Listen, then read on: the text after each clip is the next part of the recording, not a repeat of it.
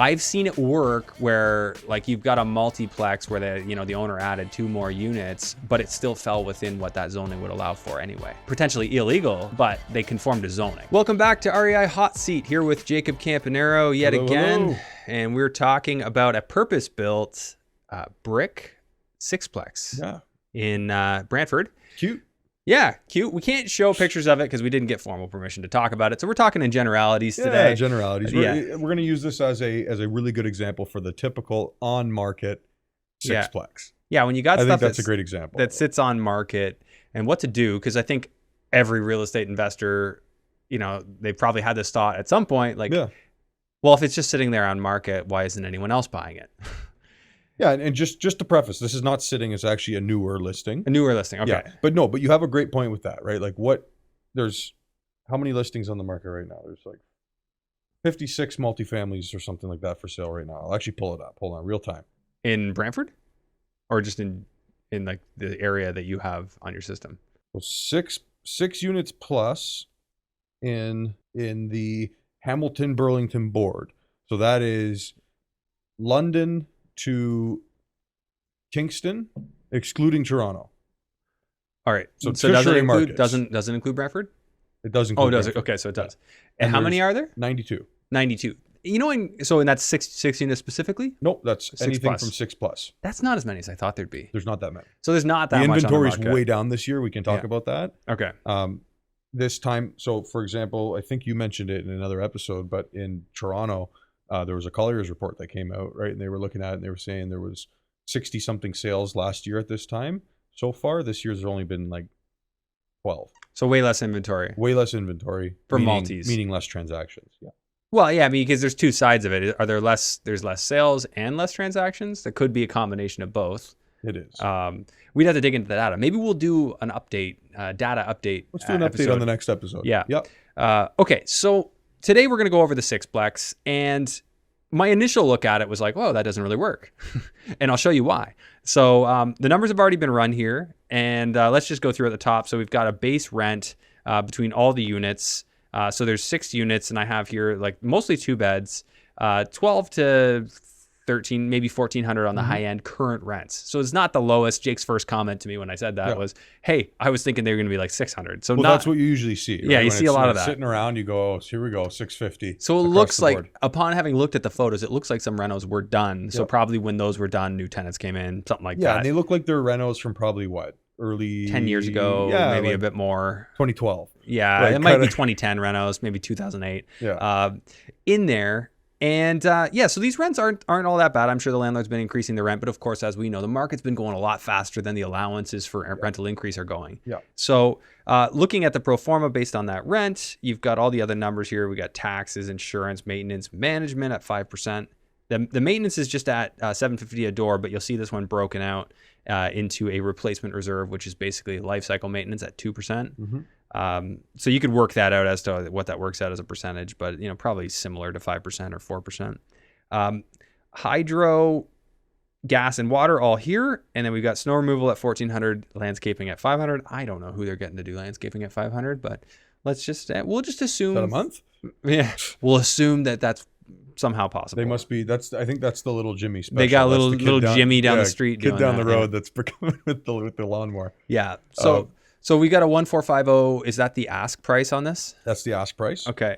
And per unit, that's $241 a unit. Cap rate is 4.6. Yep. And I mean, is 4.6 a thing right now in Brantford? And next listing, right? That's what you'd usually do. But no, like we went through it a little bit, you and I, Andrew, but I sent you this because I actually do like this deal. Yeah. Right? I like the look of it. Yeah. So just for some context, right? So a 4.6 cap last year or 2 years ago was like a deal. Was a steal. Yeah. Like this would have went multiple offers overnight. Because everyone was always thinking then, and as they should still be thinking now, is how can I increase that income so that it's a better cap rate for me? And it's just, here's the thing, right? So a year and a half ago, 2 years ago, right? A 4.6 cap, at the interest rates made sense. It made sense because you would actually doesn't make as much sense. It would break even. You'd have some cash. So obviously the seller's got something in their head. They know that there's a reason to price it the way they have, And I think the big reason is potential upside on the rents. Yep. Right. And it's not like you even like based on the photos, and total disclaimer, I have not seen this property, so I can't say with confidence, but the photos kind of look like you could just rent them as is and get market rents. Yeah. And then to note, and again, disclaimer, I haven't even looked into this at all. This is just something that popped up. We went, great, this looks good. Let's talk about it. But there is some basement units in here. We don't know if they're legal or not. So that's part of the due diligence is it might only be a purpose-built fourplex with 2 extra units. Which I've seen a lot of that type of building. A ton of that. And that's why I mentioned it, right? So that's something to always watch out for when you're looking for these sixplexes. What's the implication if it is illegal? I mean, because in a municipality like, say, Hamilton, like half the units are illegal. Yeah. I'm guesstimating, but it's such a gray area. It's hard to have that conversation because you could be in a municipality that says order to comply. But here's the thing, Andrew. I went through a fourplex the other day in Hamilton, where the basement, they actually had to gut it. Like the owner, they had a does not comply. Yeah. They had to gut it. They took out the kitchen, gutted the basement, and now they're selling it as a triplex, as a triplex. Right. So there is scenarios where it's a risk. You get the does not comply, whether that's a complaint from the neighbor. It's all complaint driven. Right. And this was a really nice ceiling height, nice big windows. Like they had the egress Why window. didn't it comply? Didn't comply with zoning? I just don't think it would comply. Well, number one, you can pretty much do a triplex almost anywhere now, especially in Hamilton. I think you can do a fourplex in Hamilton with the new bill, the C23. Oh, it'll allow up to 4? Yeah. I thought so we were just talking about this the other day. And then on top of that, it had the egress, it had the ceiling height. I just don't think it was the legal status. They didn't have the fire separation. They didn't have the proper the things, fire right? separation is something, but that's all stuff that can be remedied. But it's work and money. Not saying run for the hills and forget about it. I'm just saying it's a gray area because I know a lot of people that do have illegal units, right? Yeah. Non-conforming, we should say. Illegal makes them sound a little scarier than they are, right? So non-conforming units. So it's really up to the risk of the buyer and what they want to do. Yeah. Right. If you're okay. But with you got to look. You got to look. You got to be okay with it. You got to know the financing side.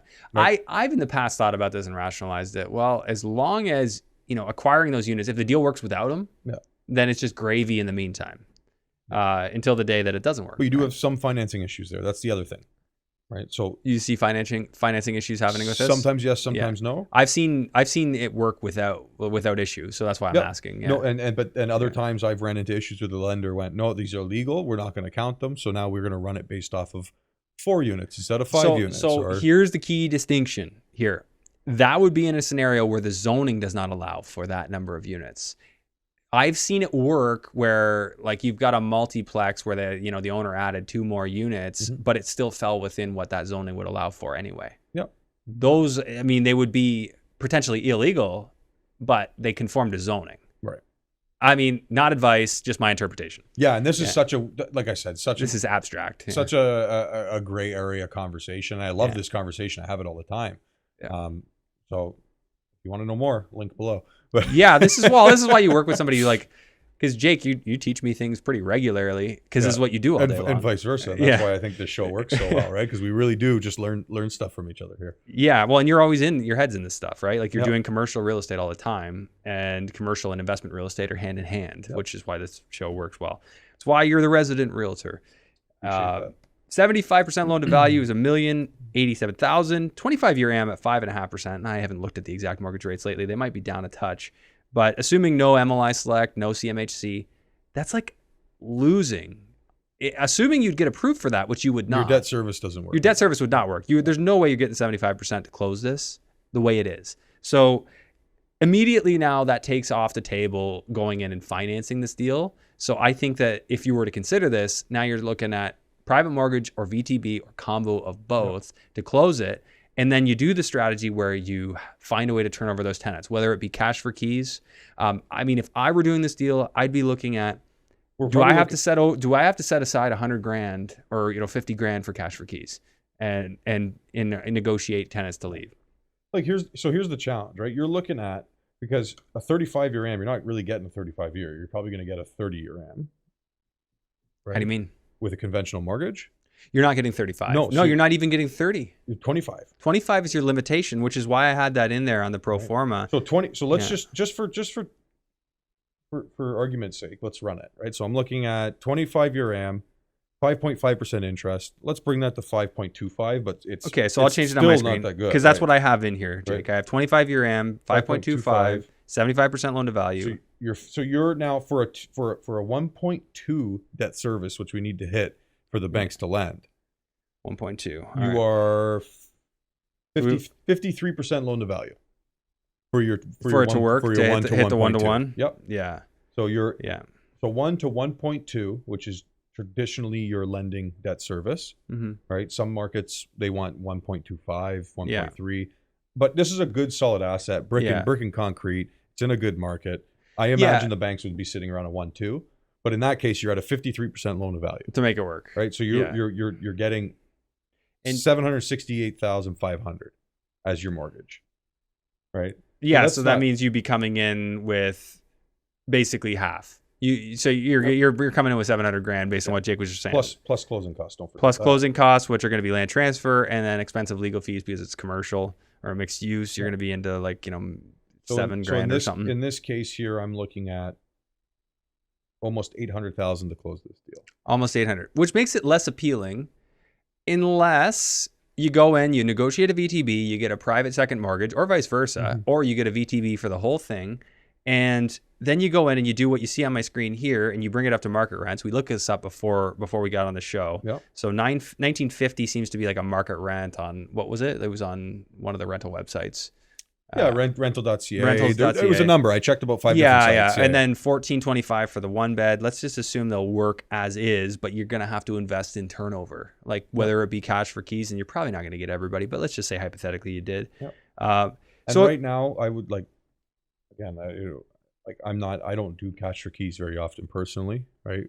I've done it in a version a couple of times. Yeah. Not calling it that, but I've offered to grease the wheels a bit. Yeah, sure, right? Yeah. And I know people are offering up to 10 right now. I had a tenant try and get that. Yeah. But no, he said 50. He's like, well, I've heard in some cases people getting 50. I'm like, well, I thought we were going to have a serious conversation. Yeah. I thought we were having a serious conversation here. Anyways, no, we worked it out. It was much more affordable, like $3,000, something like that. But yeah, so but it works. I can tell you, but it only works if you're reasonable. If you're a reasonable person. Yeah. Like you can't go in there and be hot-headed and or act like you have the ability to kick them out when you don't. Don't ever lie to your tenants. They'll find out. No, and it's just there's what, like I'll say it, right? There's a proper way to do it, a more proper way to do it. Yeah. And then there's a really gross way to do it. And there's a lot of people that have been taking advantage doing it the gross way. Yeah. And that's coming back to bite everybody now with stricter right. policy and this and that, right? Yep. And I know everybody's out there trying to make a buck, trying to make their building make sense, but lots of people do greasy things, unfortunately. Yeah, that happens. So I don't want to sit on this episode, sit here going, I give everybody money and get them out. Like that's you won't. We're saying that is the strategy for somebody who's confident enough to do that, who knows they have the ability to do it. That's not for everybody, and it's not going to work for everybody. No. So there are other strategies, right? And so let's run this one because this is the strategy I see, and we could go through others all day long, I'm sure. But I didn't change any of these numbers, although some of them might have updated. No, none of these did. The percentages ones would have updated a little bit because the rent is higher. But now we go down to the bottom, 75% loan to value. Still the same amount, 25-year amortization at 5.5. I'll just do 5.25, saying maybe we can get that. Okay, so we've got cash flow on this deal. Let's take a quick look at what it would take to close it. Does it make sense? So we got down payment at $362,500, which is 25% down, and then we're going to have some broker fees, some land transfer tax, property reports, and legals. Obviously, it's not cheap to close one of these. You're $411 in to close it. That's all hypothetical though, because you're not going to be able to get this on the close because you have to turn the rents over first. Mm-hmm. So this would be on a refi. So keep that in mind if you're looking at the strategy. You're going to have an investment in closing it the first time before you refi. You're going to have an investment in whether you try and get tenants out with cash for keys or some other strategy. There's going to be an investment there, and you're going to have to add that to this 411. And some of the variables are like maybe you can get more rent than we're putting here, but I mean we just took a market rent off. Oh, and I just wanted to let's just talk about this deal for a minute, right? Yeah. Because there's pros and cons, and I look at one thing and I go, oh, is it okay? And then I look at another thing and go, no, it's not going to work. So a couple I'll start with the cons, right? So my issues with this deal is obviously a 4.6% cap rate. To buy. Right? That's not great. Yeah. I do think the value has to come down slightly, because my other big concern is that you look at your price per door, right? Yeah. And where do you want to see it? We're $241,000 a door, Yeah. right? And the building's nicely renovated. Like, it's outdated. There's some things to do, but here's the thing: how much more value are you going to get out of this? Yeah. Right. So say you go in and you do all these renos and you put in suite laundry and this and that. 250,000 is kind of your cap for a sixplex in Brantford.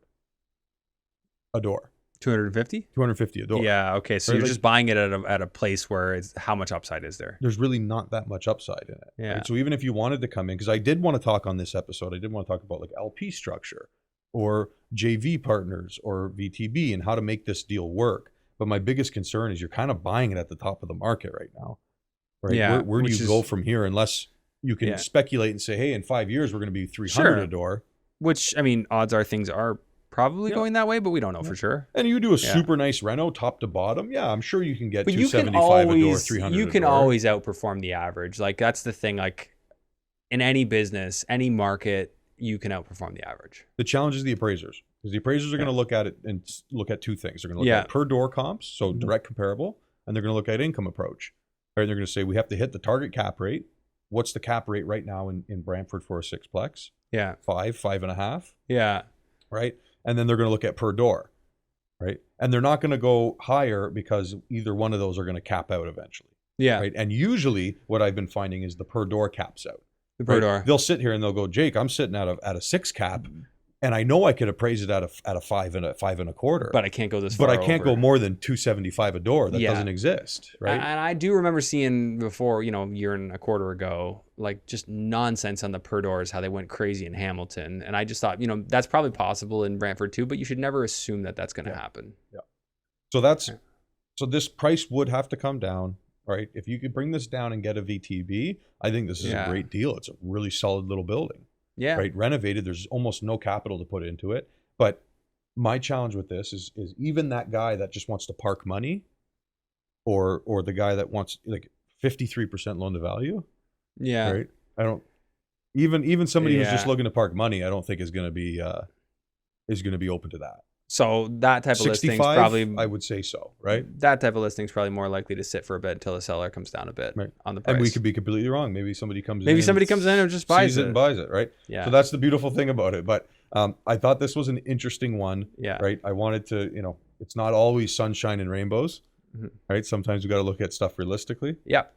Okay. But it's I think it was a good one to discuss, and kind of getting at some of the factors that are at play in the market right now and what you're seeing, because the inventory isn't huge out there, so people are, and you were just saying before we got on the episode, there are people who make jokes about Canadian real estate. We were talking about this the other day, like the norms for Canadian real estate are so out there compared to like in America. Like there's such a rigid and standard process for valuations of many different things.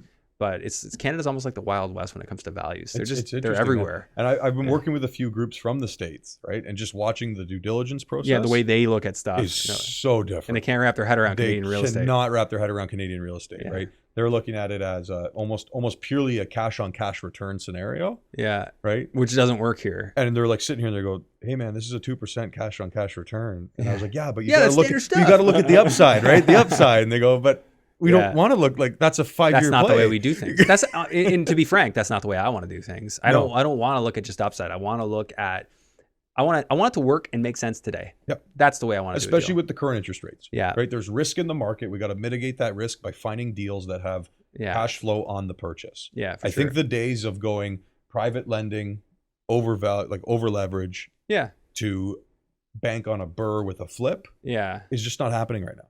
Yeah.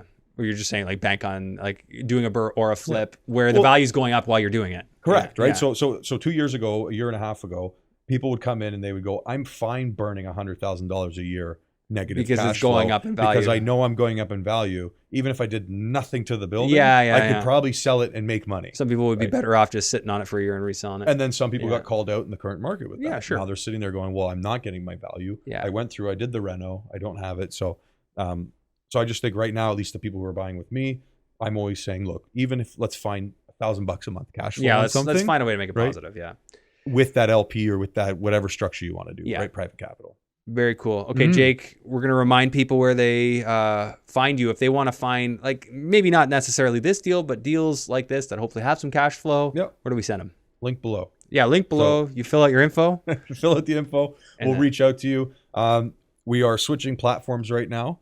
So be a little bit patient with us. We'll make sure that you get a call. But we are switching the platforms on which that link goes to. Okay. And we'll make sure it's all up to speed and everything looks good. Awesome. Okay. Yeah. Thanks, guys. If you made it this far, like, subscribe, maybe share this video with somebody. Yeah. We dive deep on deals. We're here every week. We'd love to have more of you watching and learning from it. So and I'd love to know. Leave a comment. Yeah. Right. What do you want to see on the show? Do you want to see more long form, like hardcore number crunching? Do you want to talk more? Airbnb or development, specific topics. right? Yeah. We're completely open, and we want to get some feedback on Yeah. what you guys want to hear. Awesome. Okay. Thanks, guys. We'll see you next week.